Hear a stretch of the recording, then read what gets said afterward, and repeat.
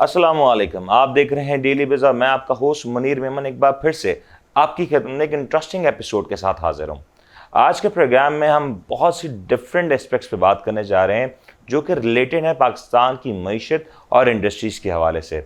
इसी हवाले से आज हमने एक बहुत ही ख़ास मेहमान को दावत दी है जिनका तजुर्बा पाकिस्तान की इकानमी और इंडस्ट्रीज़ के हवाले से बहुत ज़्यादा रखता है, महारत रखते हैं इस सारे मामला के ऊपर। इनका ताल्लुक पाकिस्तान की बहुत ही नामवर बिज़नेस कम्युनिटी से है और मैं वेलकम करना चाहूँगा मियाँ नासिर हयात मगू साहब को। आप sir welcome to the show. माशाल्लाह आप प्रेसिडेंट रहे हैं कराची चैम्बर ऑफ कॉमर्स के, इसके अलावा आपने एक्टिंग चेयरमैन के तौर पे पाकिस्तान चाइना बिज़नेस काउंसिल में काम आप राइट नाउ हैं, सीनियर वाइस चेयरमैन है पाकिस्तान टर्किश बिज़नेस काउंसिल के। तो माशाल्लाह आपका जो एक एरिया है काफ़ी वास्ट है। तो आई गेस आपसे बेहतर शख्सियत आज के दौर में हो नहीं सकती जो पाकिस्तान की राइट नाउ जो इकोनॉमी की सिचुएशंस को बयान कर सके। सर इकोनॉमी में क्या हो रहा है? इकनॉमी इस वक्त तो बिल्कुल भी कोई अच्छी नहीं है। एक तो बहाना और एक रीज़न दोनों कह लें इस कोविड, जिसके पीछे बहुत चीज़ें छुप गई हैं। कोविड से पहले भी we were not doing good. उसकी बेसिक वजह है कि हमारे पास इंडस्ट्रियलाइजेशन है ही नहीं। जो इंडस्ट्रियलाइजेशन होनी चाहिए उससे हम बहुत दूर हैं। जो बिज़नेस के बड़े सेटअप्स हैं उनके लिए बहुत मौके हैं और जो एसएमई सेक्टर है उसके पास मौके नहीं हैं। अब आप ज़मीन देखें, कराची देखें, 45% टैक्स सिंध से आया है, 41% कराची से है। तो कराची में आप देखें इंडस्ट्रियलाइजेशन रुकी हुई है। तो ये हाल है। अगर ये इंडस्ट्रियलाइजेशन इसी तरह पूरे मुल्क में फैले जैसे पूरे मुल्क में जोन बन रहे हैं, यहाँ एक भी जोन नहीं है अभी तक। जो 80s में कोरंगी बना, 70s में या 60s में, 65 70s में साइड बना, उसके बाद तो कोई इंडस्ट्री यहाँ डेवलप ही नहीं हुआ। तो यहाँ जो बड़ी इंडस्ट्रीज़ हैं उनके पास मौके हैं जो मुल्क को चलाती हैं दुनिया भर में, वो एसएमई चलाते हैं और वहाँ हमारे पास कोई गुंजाइश नहीं रही। ऊपर से हमारे पास एक सबसे बड़ा मसला जो है वो बिजली का है, यूटिलिटीज़ का है, गैस एंड बिजली। क्योंकि इसकी जो प्राइसेस हमको मिलती हैं वो दुनिया में है 6 से 9 से 8, 7 से 9 सेंट, हमारे यहाँ 15 से 16 सेंट है। बिल्कुल ठीक है। अच्छा सर, ये जो आपने इंडस्ट्रीज़ की बात की, आप कह रहे हैं कि पाकिस्तान में बिलखुसूस कराची में इंडस्ट्रीज़ का जो सेटअप होना चाहिए था उस तरीके से नज़र नहीं आता। इसके पीछे आखिर वजूहत क्या नज़र आती हैं? क्योंकि अगर हम देखें तो पाकिस्तान में इंडस्ट्रियल जोन कायम तो किए जाते हैं लेकिन वो सियासी बुनियादों पर बनते हैं या उनके पीछे वो फ्रेमवर्क ही मौजूद नहीं होता जो दुनिया भर में फॉलो किया जाता है। देखिए कराची की देखें 20-25 साल तो लॉ एंड ऑर्डर ही नहीं था इधर। जब नहीं था तो जोन तो बनना तो बहुत दूर की बात होगी। अगर पहली बात लॉ एंड ऑर्डर जो अब लास्ट 2-3 साल से हम देख रहे हैं कि काफ़ी बेहतर हो गया है और एक कंड्यूसिव माहौल बन गया है as far as security is concern. पहले हम कराची से बाहर जा नहीं सकते थे, अब वो चीज़ें बड़ी चेंज हो गई हैं। अब ज़रूरत इस बात की है कि इसमें एक 4-5 जोन बने। बहुत बड़ी आबादी कराची की है, यहाँ जगह आउट ऑफ कराची बहुत जगह पड़ी है, उसको सिस्टम में लेके गवर्नमेंट एक्वायर करे, लोगों को दे, पब्लिक प्राइवेट पार्टनरशिप कर ले। अगर उनके पास ज़मीन नहीं है कोई ना कोई रास्ता निकाले जिसमें फेडरेशन हो। मतलब आप ये कह रहे हैं कि इंडस्ट्रीज लगाने के लिए अगर आज गवर्नमेंट इंसेंटिव्स देती है या इस तरह के मौके पैदा करती है तो इंडस्ट्रियलिस्ट तैयार बैठे हैं कि कराची को में इंडस्ट्रीज फैलाई जाएं। जी बिल्कुल। देखें इंडस्ट्री तो लगने का कोई प्रॉब्लम ही नहीं है अगर आप उनको एक ज़मीन और यूटिलिटीज़ एक अच्छे रेट पर और एक सिक्योर माहौल में दें। तो यहाँ तो लोग और कुछ नहीं मांगते गवर्नमेंट से, कोई बड़ा इंसेंटिव नहीं मांगते। हम ये नहीं कहते कि हमें ये छोड़ दो, हम ये कहते हैं कि हमें ज़मीन, बिजली, पानी, जो बेसिक चीज़ें हैं, बाकी लोगों की कोई रिक्वायरमेंट नहीं है कि हमें कोई टैक्स की छूट दो। क्योंकि एक इतनी बड़ी कराची की आबादी को फीड करने के लिए बहुत सारी चीज़ें हैं जो हम यहाँ कर सकते हैं। जो हम इंपोर्ट कर रहे हैं, हम यहाँ इंपोर्ट सब्स्टिट्यूशन हो सकती है। मतलब अगर हम वो चीज़ें यहाँ पैदावार करते हैं तो यकीनी तौर पर पाकिस्तान का जो इंपोर्ट बिल है वो बचेगा बहुत। देखें अगर आप इंपोर्ट कोई चीज़ कर रहे हैं, बिल्कुल एक्सपोर्ट नहीं कर रहे, तो भी तो आप पे बोझ पड़ रहा है ना। बिल्कुल सही। अगर आप लोकल प्रोड्यूस करते हैं तो इंपोर्ट का बिल तो सब्स्टिट्यूट हो जाता है ना। बिल्कुल सही। तो कम से कम एक्सपोर्ट नहीं कर रहे तो इंपोर्ट तो सब्स्टिट्यूट हो जाएगी ना। लेकिन सर ये जो आप कह रहे हैं इंडस्ट्रीज़ लगाना, ये एक दिन में तो नहीं होता, ओवरनाइट का प्रोसेस नहीं है, ये एक लंबा प्रोसेस है और लंबे प्रोसेस का मतलब ये सालों की बात है। सालों का मसला जहाँ आता है वहाँ हमारे यहाँ पॉलिसीज़ मौजूद नहीं है।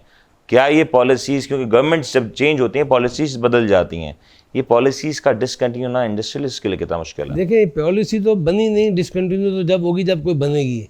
मेरे हिसाब से मेरी लाइफ में मैंने नहीं देखा कि कोई पॉलिसी कोई किसी जगह बनी हो, कोई फ्रेमवर्क नहीं बना। फ्रेमवर्क बना ही नहीं। आप देखें, मैं कराची की बात करता हूँ, कोई फ्रेमवर्क कितने 20 साल में कोई बना?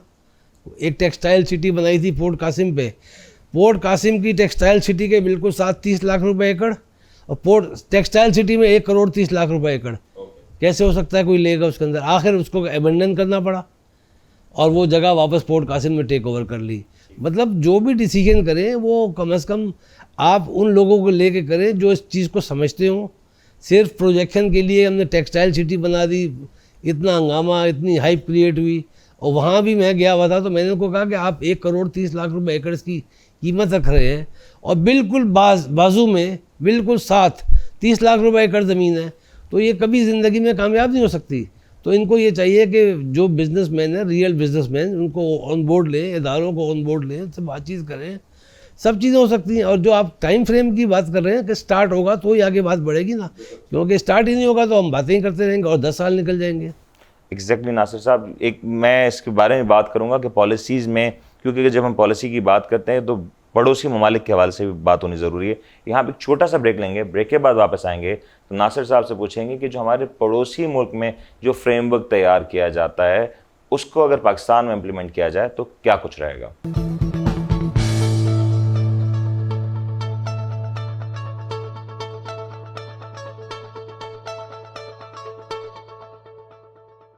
Welcome back. अभी हम जिक्र कर रहे थे कि पाकिस्तान में पॉलिसीज़ का तसलसल नज़र नहीं आता। पॉलिसीज़ के हवाले से आज भी काफ़ी ज़्यादा बिज़नेस कम्युनिटी नाला नज़र आती। तो यही वजह है कि नासिर साहब, अगर आप देखें तो आज पेंडेमिक की सिचुएशन है। ये सिचुएशन से खुदा ना ख्वास्ता जो आज इंडिया गुजरा है कि दुनिया में कोविड-19 के केसेस जितने तेज़ी से इंडिया में बढ़े, पाकिस्तान या दुनिया के किसी ममालिक में नहीं है। और Pakistan is considered as a safe project, as a safe city. तो इस सारे मामले के बावजूद भी हम देख रहे हैं इंडिया को किसी ने आइसोलेट नहीं किया। आज भी दुनिया ने जो इन्वेस्टमेंट्स इंडिया में की थी उसको प्रोटेक्ट करने के लिए वो तैयार हैं, चाहे वो इंडिया की ब्रीचेस हों ह्यूमन राइट्स के हवाले से या कोविड-19 की एक्सट्रीम कंडीशंस हों। लेकिन इंडिया ने पॉलिसी फ्रेमवर्क ऐसा किया है कि वो आज भी अपने इन्वेस्टर्स को दूर नहीं जाने देता। पाकिस्तान ये क्यों नहीं कर पा रहा? मैं इसको ज़रा डिफरेंट एंगल से देखता हूँ। ये सारा एक पॉलिटिकल बैकग्राउंड है इसके अंदर। उन्होंने इंडिया को रखना है ऊपर to fight with us and with China. तो ये सारी जो भी policy framework, I don't think वहाँ को बहुत अच्छा है। ठीक है, लेकिन ये है कि वहाँ इंडस्ट्रियल एरियाज़ हैं, जोन्स हैं, इससे बहुत बेहतर है। लेकिन सर, लेकिन जो एक्चुअल बात है कि उन्होंने हर सूरत में उसको ज़िंदा रखना है क्योंकि एक उनकी पॉलिटिकल नीड है। और having said that, still I believe कि वहाँ इंडस्ट्रियलाइजेशन की पॉलिसी, वहाँ पावर पॉलिसी, वो चीज़ें बहुत बेहतर हैं। और हमको भी चाहिए कि हम कम से कम इतना कुछ करें कि हमारे यहाँ जो फॉरेन इन्वेस्टर आना चाहता है वो आए और एक वन विंडो ऑपरेशन पे आके अपने काम को आगे बढ़ाए। सर, फॉरेनर्स की बात की आपने, तो जिस तरीके से दुनिया भर में होता है कि जब कोई फॉरेनर्स आते हैं उस मुल्क में इंडस्ट्री लगाना चाहते हैं तो उसकी एक प्रॉपर पॉलिसी फ्रेमवर्क होता है। पाकिस्तान में वो पॉलिसी फ्रेमवर्क दिखाई देता है? नहीं, मुझे नज़र नहीं आता। क्योंकि आज इंडस्ट्री लगाई जाए, कल को वही फॉरेनर्स अपना मुनाफा लेके जब वो रातों रात चाहे तो इंडस्ट्री बंद कर सकता है ना। उसने पाकिस्तान में इंडस्ट्री लगाने के बाद पाकिस्तान की आबो हवा का ख्याल रखना है, एनवायरनमेंट के ख्याल से उसका कोई ताल्लुक नहीं होगा। पाकिस्तान में एम्प्लॉयमेंट है नहीं है उससे उसको कोई फ़र्क नहीं पड़ता। और रातों रात अगर वो किसी को एम्प्लॉय कर देता है तो भी इससे कोई सवाल नहीं पूछा जा सकता। जहाँ तक इस बात का ताल्लुक है, मैं नहीं समझता कि कोई रातों रात अपनी इंडस्ट्री बंद करके चला जाएगा। लेकिन हमारे यहाँ बहरहाल कोई उसके लिए कोई रुकावट भी नहीं है। अगर वो ना जाना, जब वो जाना चाहे तो जा सकता है। और उसके लिए जो है ना, असल में एक सिंपल बात है, कोई फ्रेमवर्क नहीं है कि किस तरह कोई आके इन्वेस्ट करे और किस तरह अपनी रिपैट्रिएशन करे प्रॉफिट की। वो आते हैं, केस टू केस डिस्कस होता है। एक टोटल पॉलिसी होनी चाहिए जिससे ये मामला हमेशा के लिए तय हो जाए। अच्छा, पेंडेमिक की बात करें, कोविड-19 की सूरत हाल है, दुनिया भर में जो एक्सपोर्ट्स ऑर्डर थे पाकिस्तान इस वक्त एक ऐसी पोजीशन में मौजूद है कि उन एक्सपोर्ट ऑर्डर्स को पाकिस्तान पूरा कर सकता है, क्योंकि इंडिया की या बांग्लादेश की या श्रीलंका की जो मार्केट्स हैं वो टेक्निकली क्लोज हैं, या लोग अभी भी डर रहे हैं कि वहाँ से किसी भी किस्म का माल मंगवाना खतरा हो सकता है। क्या पाकिस्तान ने या पाकिस्तान में गवर्नमेंट के लिहाज से इस अपॉर्चुनिटी को हम ग्रैब करने में कामयाब रहे? देखिए, जो पेंडेमिक में हमारी एक्सपोर्ट भी कम हुई थी, आजकल इतने एक्सपोर्ट ऑर्डर हैं लेकिन हमारे लोग पूरा नहीं कर सक रहे। उसकी दो वजूहत हैं।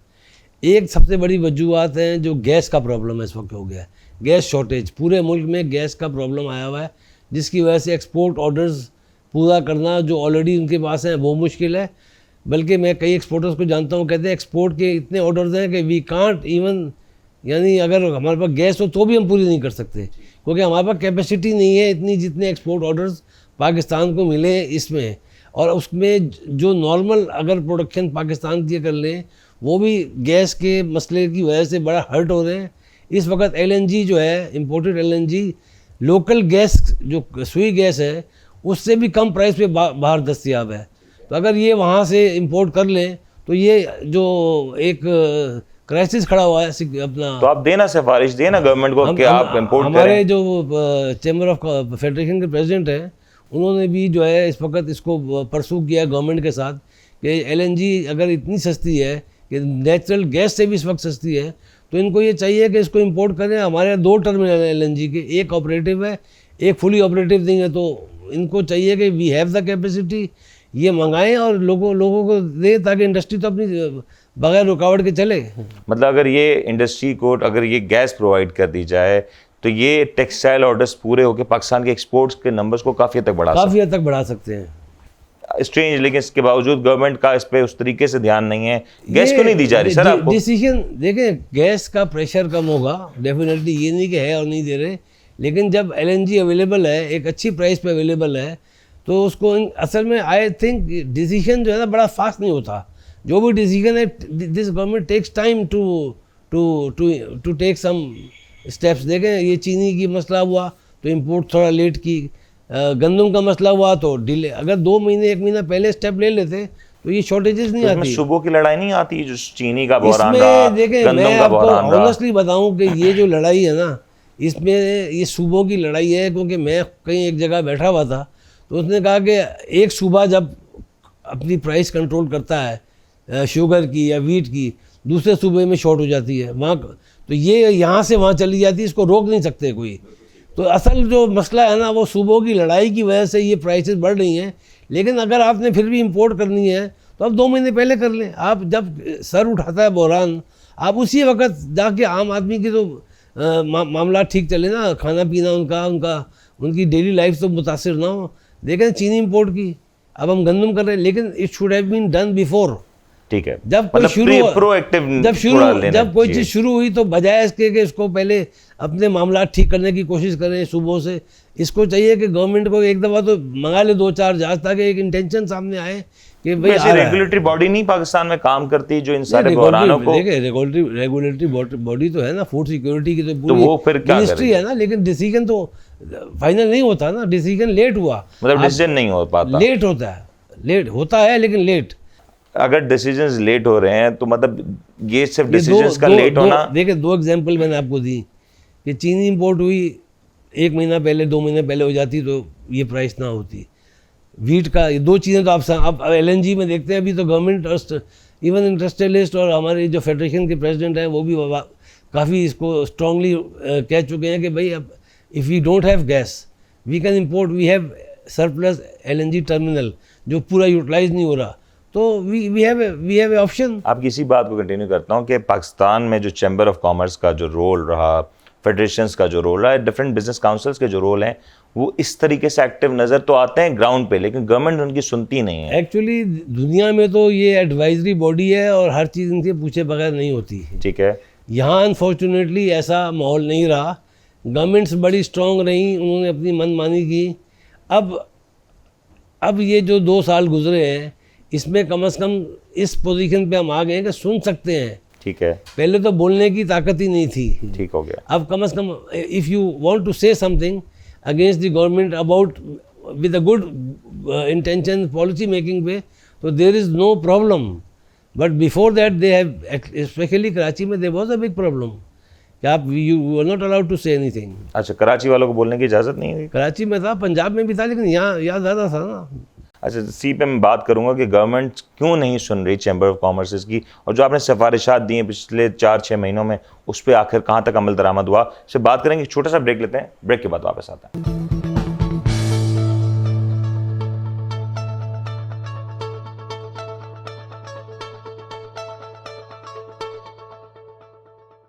Welcome back. अभी हम बात कर रहे थे कि क्यों नहीं सुनी जा रही बिजनेस कम्युनिटी की। बिजनेस कम्युनिटी चीख रही है कि गवर्नमेंट फला मेजर्स ले, चाहे जो भी मामला हो।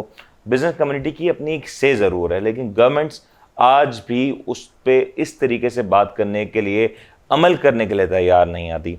सर, बिजनेस कम्युनिटी ने पिछले 4 से 6 महीनों में मुख्तलिफ सिफारिशात दी, चाहे वो आटे गंदम के बहरान से रिलेटेड हों, चाहे वो इलेक्ट्रिसिटी की प्राइसेस से रिलेटेड हों, गैस शॉर्टेज का मसला हो, कराची पैकेज के हवाले से जो मामला हों, गवर्नमेंट ने आपके कहाँ तक कितनी बात सुनी? देखिए, जहाँ तक हमारी सिफारिशात या हमारी रिकमेंडेशंस का ताल्लुक है, इसमें कुछ तो रिकमेंडेशन नज़र हो जाती हैं IMF और FATF के बीच में, जहाँ रेगुलेशंस आ जाते हैं। जैसे अब नया रेगुलेशन आया, गाड़ी बिकेगी तो सेल टैक्स होगा। ये हमारे लोग जो है ना, टैक्स सिस्टम में नहीं है।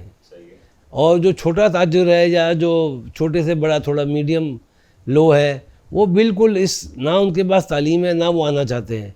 और FATF के कानून ऐसे हैं कि जिसमें आप एक पाई पैसा जो है आपकी नज़र के सामने होके जाए, तो एक तो कंट्राडिक्शन ये है। दूसरा, जहाँ तक सवाल है कि कराची पैकेज की आपने बात की, देखें ये पैकेज पे अभी तक तो लड़ाई चल रही है। वो कहते हैं मैंने दिया, वो कहते हैं मैंने दिया, वो कहते हैं मैंने दिया। किसी ने दिया?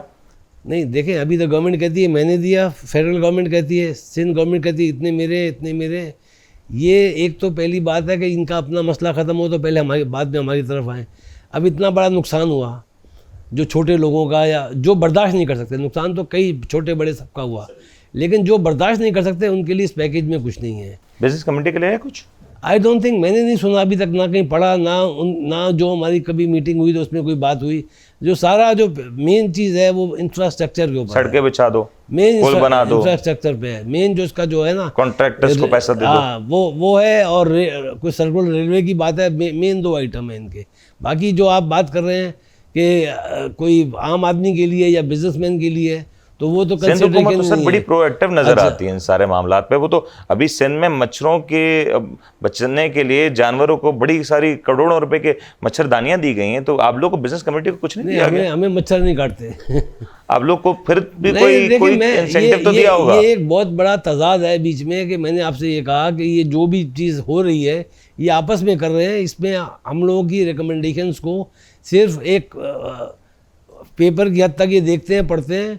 अभी हमें सही बांधों में इस 1100 अरब के पैकेज में, अभी हमें वैसे गवर्नमेंट ने एक हफ़्ता पहले कहा आप पेपर बनाएं कुछ, जिसके लिए हमें अपनी रिकमेंडेशन दें, तो देखें शायद कोई इसमें हमारे को भी हिस्सा मिल जाए।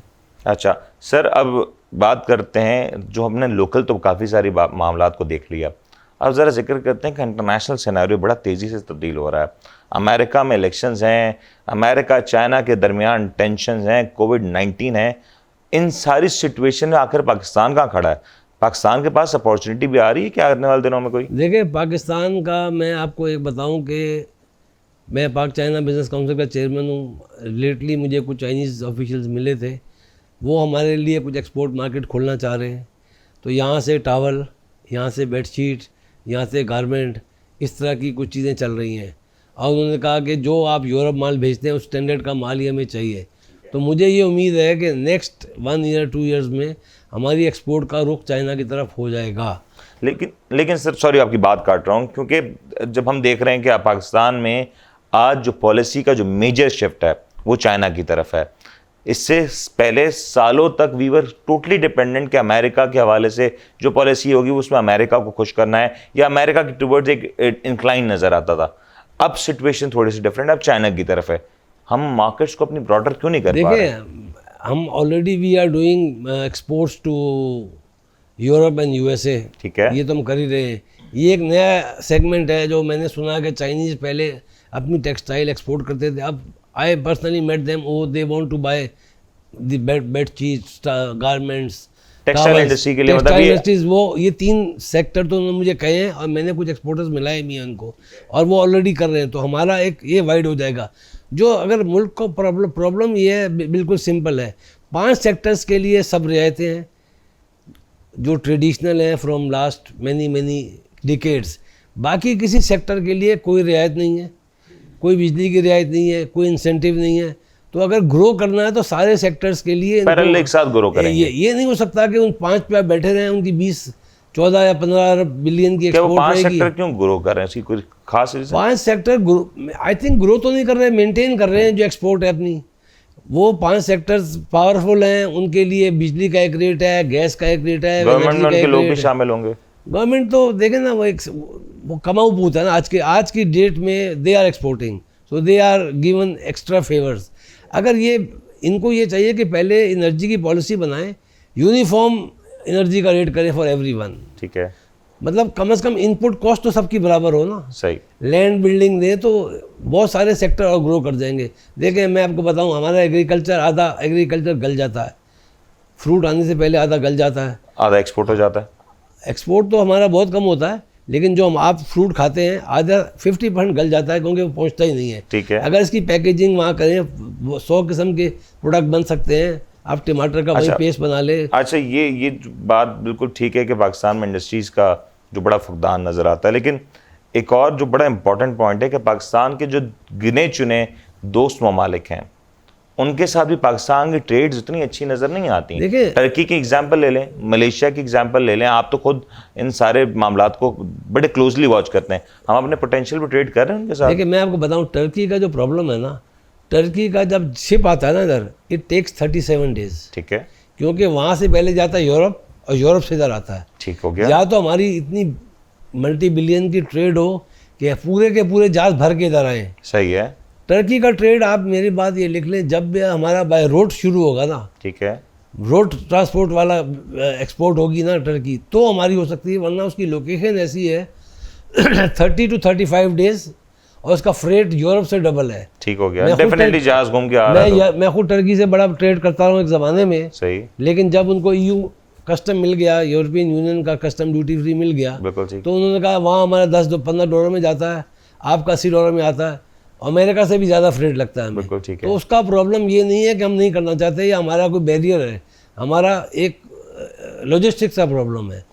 अच्छा, वहाँ से हम पूरा जहाज नहीं मंगा सकते, उनको तो मतलब पूरा जहाज दे उनके पास सकते ऐसे हैं। प्रोडक्ट नहीं है। हम तो दे सकते हैं, हमारे पास तो इतनी नहीं, हमारा भी तो उतना ही लगेगा ना किराया। लेकिन अगर हम डायरेक्ट भेजना चाहें अगर तो हम बाय रोड शुरू कर दें, ठीक। तो यहाँ से 4-5 दिन में टर्की पहुँच जाएगा और ट्रक पे चला जाएगा। That is the only viable way, otherwise we can't do, because जैसे रशिया है, लॉजिस्टिक्स नहीं पूरी कर सकती। मैं खुद वहाँ से बड़ा ट्रेड करता रहा हूँ, वहाँ लॉजिस्टिक्स का प्रॉब्लम है।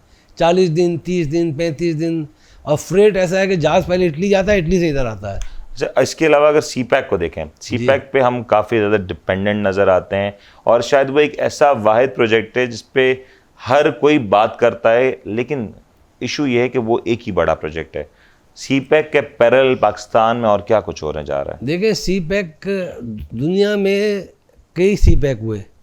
अब अमेरिका ने 2 बॉम्ब मारे जापान पे, फिर यही सारी फैसिलिटी जो चाइना से हमको आ रही है वो वहाँ दे दी उन्होंने। ठीक है। हमारा फ्रेंडली कंट्री है चाइना, बिल्कुल। उनका एनिमी कंट्री था, उन्होंने फ्रेंडली बनाया था।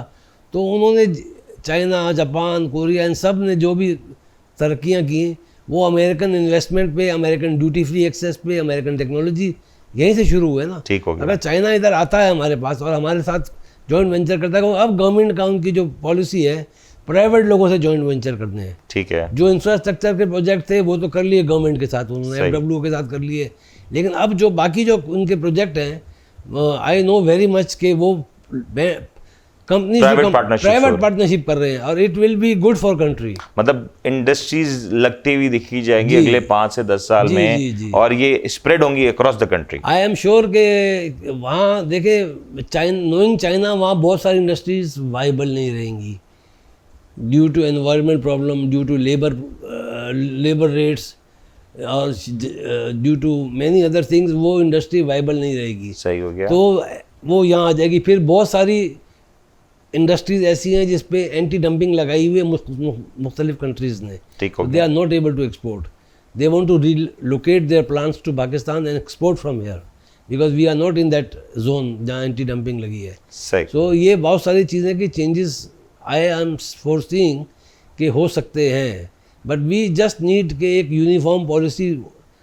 हमें लैंड बिल्डिंग तो हम कर लेंगे, लैंड और एनर्जी 2 प्रॉब्लम है इस मुल्क के, बाकी कोई प्रॉब्लम नहीं है. बाकी लोग सिक्योरिटी माशाल्लाह काफी हद तक वो बेहतर है, बाकी है. लोगों को कोई इंसेंटिव नहीं चाहिए, लोग खुद कर लेंगे. ये मैं आपको एश्योर करता हूँ कि मुझे अगर लैंड मिल जाए रीजनेबल प्राइस पे, मुझे एनर्जी मिल जाए, तो बाकी काम मेरा है. People are smart.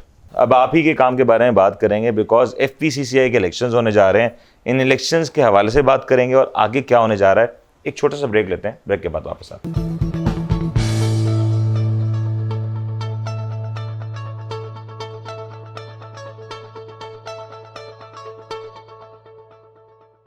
Welcome back. अभी हम जिक्र कर रहे थे कि पॉलिसीज तो काफ़ी ज़्यादा बात हो गई, लेकिन अब एक्शन का टाइम है. मियां साहब, एक्शन क्या होने जा रहा है? FPCCI के इलेक्शंस होने जा रहे हैं. यू आर माशाल्लाह one of the strongest candidates of this upcoming elections. क्या होने जा रहा है सर इलेक्शंस में? देखिए जी, इलेक्शंस हैं लास्ट वीक ऑफ दिसंबर में.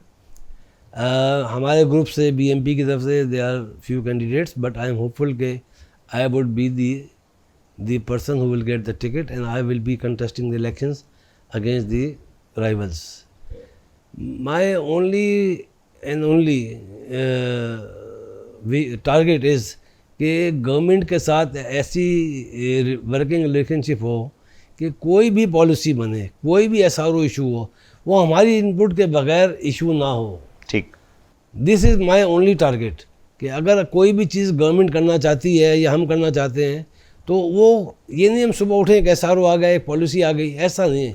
ठीक. हमारी इनपुट के बगैर मैं ये चाहूँगा कि कोई भी चीज़ ना ड्राफ्ट हो ना आगे हो, पहले हमारा इनपुट होना चाहिए, फिर आप उसको अपना लेके चलें. कंसिडरेशन में ये नहीं कि आप सारा एक ले आए जी इसका क्या करना. नहीं, आप हमें लें, आप समझे हम भी एक स्टेक होल्डर्स हैं.